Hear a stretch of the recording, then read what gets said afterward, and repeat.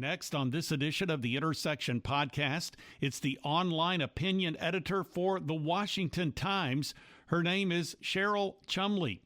She has written a book of fiction called Chloe. It is book one of the Chloe's People series.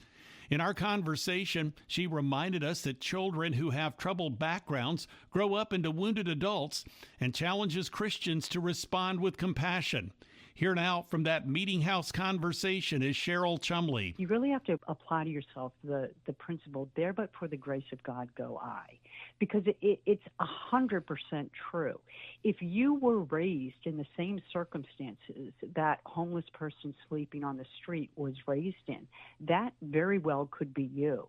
And I spent 4.5 years as a CASA, which is a volunteer position, charity, court-appointed special advocate. And what that means is what CASAs do is they help judges make the difficult decision of where to place abused and neglected children. And they do that by visiting children over the course of a year who have been removed from their homes due to abuse and neglect and placed in the foster system. So I saw up close and personal firsthand how these kids who have been in terrible conditions, abused, neglected, sexually abused, physically abused, emotionally abused, how they think. And it's completely different.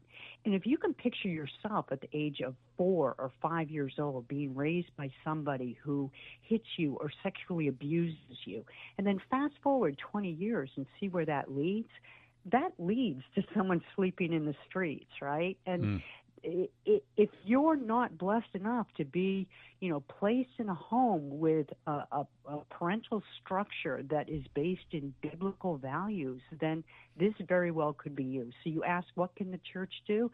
Start by realizing, there but for the grace of God go I, and then just picture yourself in the most deplorable conditions. And first off, thank God that wasn't you, but then sort of ask God, well, how can I help those? How can I, in my own circle, in my own life, help those who weren't blessed enough to be raised in the same situation?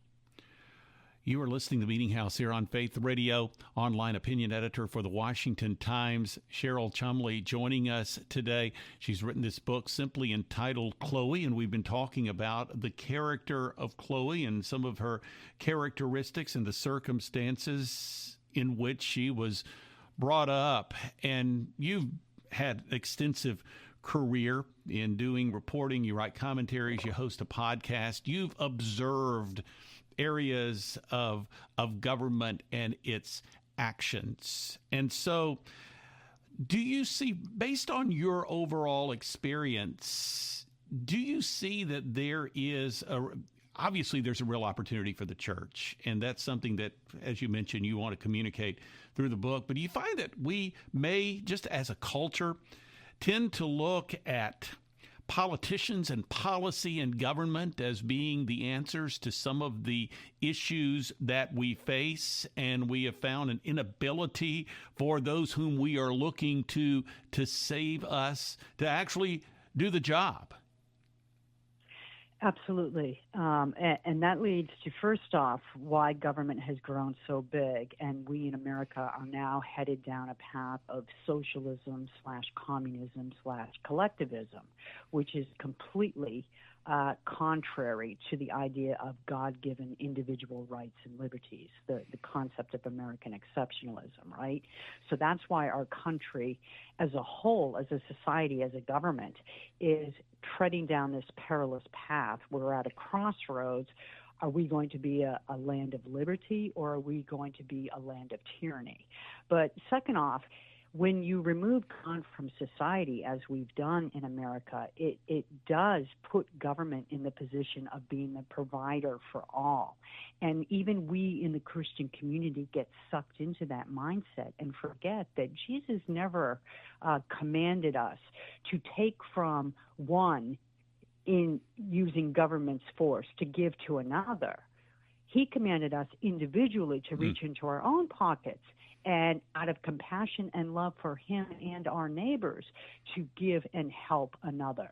So we've removed that individual responsibility and have allowed government to come in and become the provider, the sort of God in our society.